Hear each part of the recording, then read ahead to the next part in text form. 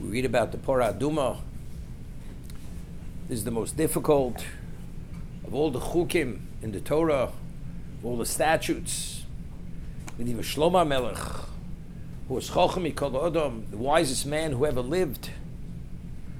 And we have no grasp of understanding how wise Shlomo Melech was. The Medrash tells us, based on a pasuk, that if you take all Chachmei Yisrael, all the sages of Klal Yisrael, and Klal Yisrael put on one side of the scale, and you put Shlomo Melech on the other side of the scale, his wisdom would outweigh all of them. It was something not to be fathomed what his Chochmah was. And Shlomo Melech says regarding the Porah Aduma, Rechoka Mimeni, it's something which is even beyond me.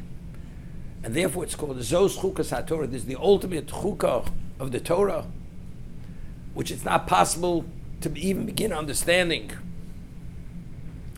So Rashi cites the famous Medrash, Satan and the nations of the world, they grieve and they criticize us. What is this mitzvah all about? Umatambo. They make two statements. What is this mitzvah all about, and what its rationale? Therefore Hashem says it's chukah. It's my decree. You're not even permitted to question or to have any type of inkling or perspective regarding this. It goes beyond your grasp. It's something which has no relevance even to speculation. No relevance to speculation. Now the question is why? Shlomo Melech knew all the chukim. He understood through his relatively infinite wisdom every statute. But this chok of the Porah Aduma is something he couldn't understand. There's an Ohr HaChaim HaKadosh who asks, the Torah refers to this as what? Zos chukas HaTorah. This is the statute of the Torah. Could have said Zachukas, Zos chukas HaTaro, Zos chukas HaTuma. This is the statute which relates to purification, to contamination, whatever it may be. What does it say? Zos chukas HaTorah specifically. So he points out that Pesach Mitzrayim, we had a Paschal in Egypt. We weren't concerned about the laws of impurity, that we came in contact with the dead, nothing. Only after Sinai did the laws of contamination have relevance to us. Pre-Sinai, the laws of contamination had no relevance to us. Before Sinai, just as an animal is not susceptible to contamination, we were not the Adam yet.